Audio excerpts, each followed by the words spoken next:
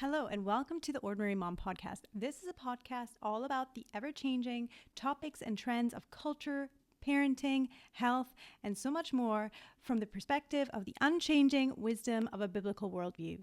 This podcast is for lifetime learners because it takes a lifetime to learn how to live. And today we have a really apt first episode because it is not just about motherhood, it is also about the cultural and ever trending and changing topic of AI and how it is influencing motherhood, the motherhood of the future.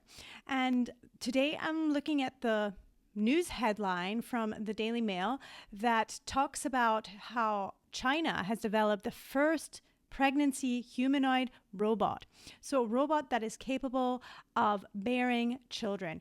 It is installed with an artificial womb where babies are fed through a hose pipe, and it is capable of giving birth to a live baby, which is so dystopian in my opinion.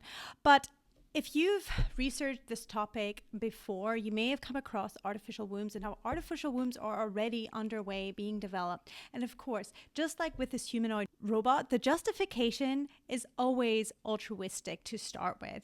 Of course, they're going to be touted as improving modern health. If babies are born prematurely, these artificial wombs are there to gestate the baby until completion to avoid risk of the baby dying. And similarly with this humanoid robot, you can see how it would be sold to the general public as a good thing. You could see how they could say, well, it's pro-woman. You don't have to give birth anymore. You don't have to go through the stresses and strains of the hormonal ups and downs. If you are struggling, if you have infertility and you're somebody who's struggling to conceive, well, you can have the robot conceive the baby, or, well, the baby would essentially be a test tube baby, probably produced like IVF and then implanted in the robotic womb. I can't even believe I'm saying these two words together. It's so weird. But what essentially would happen is that the baby would be produced through IVF, okay, in a test tube, and then that baby, that fetus would be implanted in the humanoid robot's womb and grown from there. And you can see all these other altruistic motives. So for infertility issues, for couples who can't have babies. But of course, there's a slippery slope. Another reason they might sell this to us in the future is because the women won't need to take time off work. And it also eliminates the risk involved with childbirth. There's always a small risk of the mother dying, for instance. And how antiquated, in a sense, to let a mother, to even take the risk of a mother dying if you can just let a robot gestate your baby. I mean, just think about the possibilities here. This is just new world thinking. And it actually reminds me of a story. And I want to kind of interject this story right here because it reminds me of the story of when I lived in France. Okay, so I gave birth to my second child in Paris, France. And I was really into wanting to do a natural birth. I had a natural birth for my first child. It went really well. And I really wanted to do it again. So I thought, well, I could just do the same thing in the French hospital system. And I decided not to go for a midwife. I couldn't speak French well enough to want to like pick one and just give my care over to her. So I went to the American Hospital of Paris, which is a really bougie, not restaurant, although the food there was great, bougie hospital. And I told the doctor about my natural birth plan, but it is policy in France to meet with an anesthesiologist in order to discuss an epidural because 99% of women have epidurals. I meet the anesthesiologist. She's probably in her mid-60s. And she tells me how I am being such a dinosaur for rejecting having an epidural. And she basically gaslights me into thinking it's the best thing for me and it's antiquated not to have one, and how it's much more pro-woman and pro-baby to have the epidural in case anything would happen to me, in case I bled out and they couldn't do anything. She really laid on all the risks really, really thick. And so coming from that experience, you could really imagine how in 10, 20, 30 years, we are faced with the same decision. Having our children's children are faced with the same decision of having a baby naturally and taking the risk of a natural labor and childbirth, or being given the opportunity of gestating a baby through a robot and therefore not having the toll that it takes on your body of being pregnant, or just not having the postpartum problems associated with childbirth. I think there is a legitimate case to be made that will sound ever more convincing in the minds of our children if we let it be, because of the cultural and social influences that they are probably facing at the time, in 20, 30, 40 years from now. So I think that even though it sounds really dystopian to us, they are going to be able to sell it to a future generation. And that's why I want to talk about it now. And I want to talk about it in terms of the downsides of it. Okay. I think that many of us can already think and acquiesce and look into the future about the downsides. But these are the sort of things that we need to teach our children now, so that they're the generation that says, no, hold up. We're not here to let robots have our babies. We are going to take on the God-given mandate and have children of ourselves. And actually, ethically and morally, we need to reject this as a culture. We might be too old to do it, but the next generation has to do it. So I just think it's a really important cultural topic, and to talk about with our children. And I don't know how old your children are. Maybe they're too young if they're under the age of 10, because you kind of have to explain more, perhaps. But ultimately, at some point in their life, we need to address AI more and more. Okay, I would say 10 upwards probably. And we need to address that this is what's coming. This is what's going to come. And we need to equip them and prepare them to face the cultural challenges, especially as regards AI. So as I've said, there's going to be a huge push to legitimize this and make this a pro-woman, a pro-family thing. But you can already see that even those altruistic motives have a dystopian underbelly, okay? But of course, it opens up so many more devastating consequences.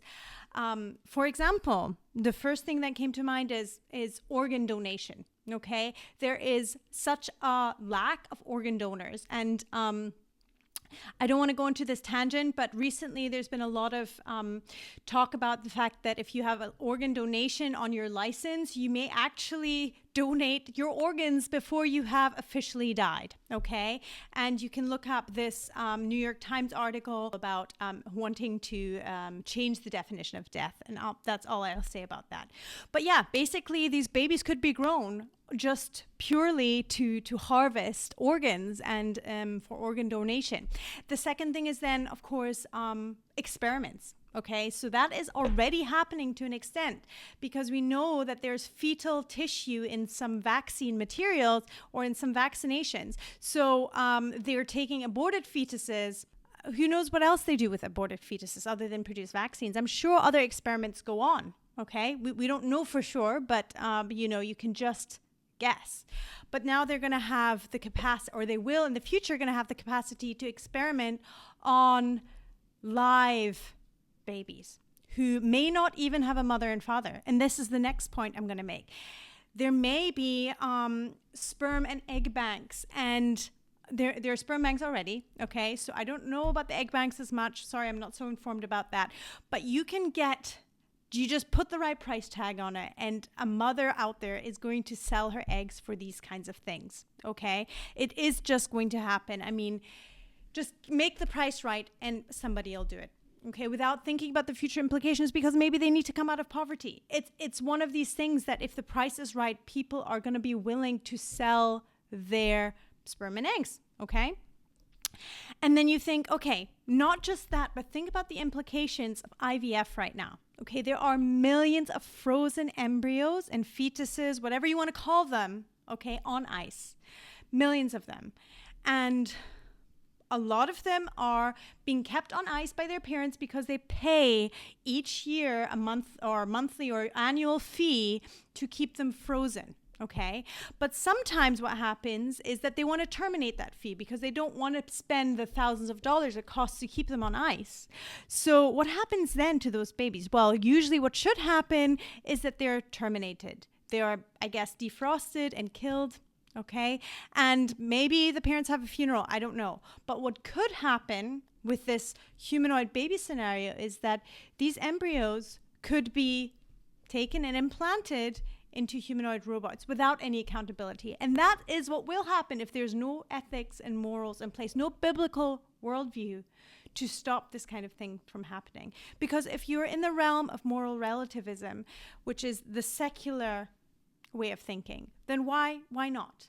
Why shouldn't you take those embryos and give them life through a humanoid robot?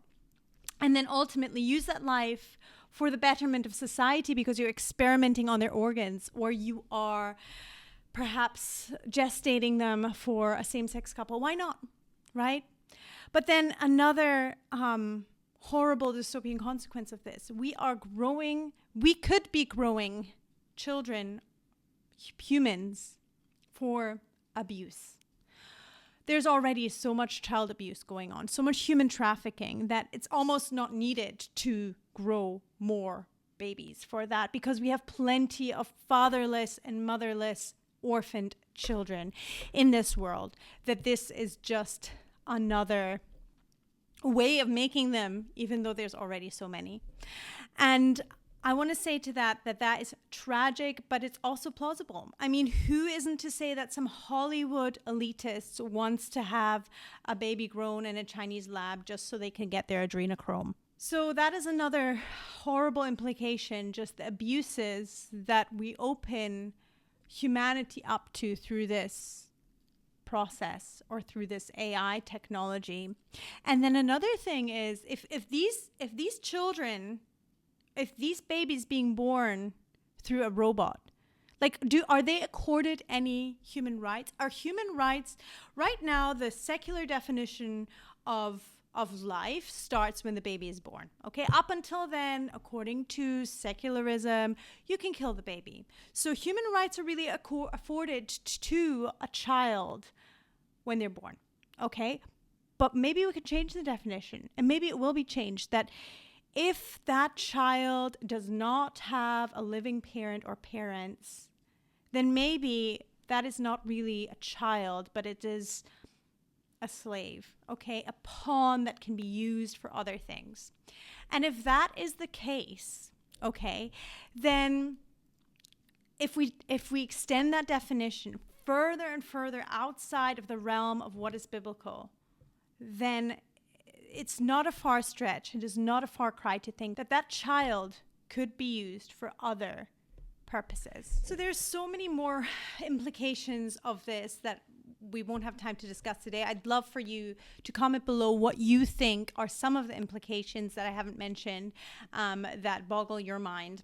But I also just want to talk quickly about what we can do about it. Okay, so number one is we need to raise awareness. Okay, we need to raise awareness that this is happening and that this is wrong. Okay, and why is it wrong? Really, the only reason it's wrong is if we look at a biblical worldview, because God created people and he chose the means of creation to be through a man and a woman coming together within the context of marriage. That is the ideal creation of people. And this is clearly another instance of people playing God, okay?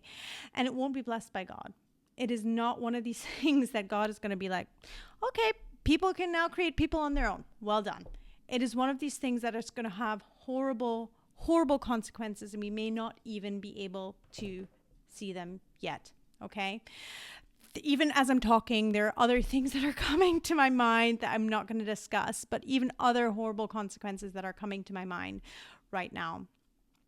We need to teach the next generation about morality and about God's design for families, God's design for children. We need to teach them because they're not going to know. And if they don't know, and if they just absorb what the world is telling them, that AI is the future, that progress is always a good thing, then they're going to think that, okay, yeah, this is a good thing. Yes, maybe I won't have to go through the pain of childbirth in the future because ultimately we have robots to give birth, and that is a good thing. My body isn't going to have to change and have all these hormonal fluctuations because the robot is going to go through it. Okay, so we have to teach them that thinking is wrong, and that the childbirth is beautiful, that pregnancy is beautiful. And finally, we need to teach them that moral relativism is a slippery slope that leads to all kinds of human injustices and travesties. Okay, I'll leave it there for today, but I want to hear your comments below. There's so much more to talk about it, even just in terms of what kind of babies is it going to gestate? What kind of deficiencies are these babies going to have? I didn't even address that topic today, but I can imagine that over time, there's going to be such fine tuning that these babies are going to be pretty much like babies that were in their mother's wombs. I can't say that for sure, but I'm sure that, over time, the first babies are going to be experiments and they're going to be like Frankensteinian, but over time, they're going to get better and better and better at it, that these babies are going to be better than human babies because there's not going to be any toxins in their umbilical cords and things like that. But that is, I want you guys to have that conversation in the comments. I want you guys to think about that yourselves and give me some feedback on what you think about it. I'm going to leave this for my first podcast episode. I'm going to leave it there. And I'd love to hear from you guys. I hope you enjoyed this, and share this with friends. Share this with your mom friends, with your dad friends. Share this with whoever you think would like to listen in. See you next time.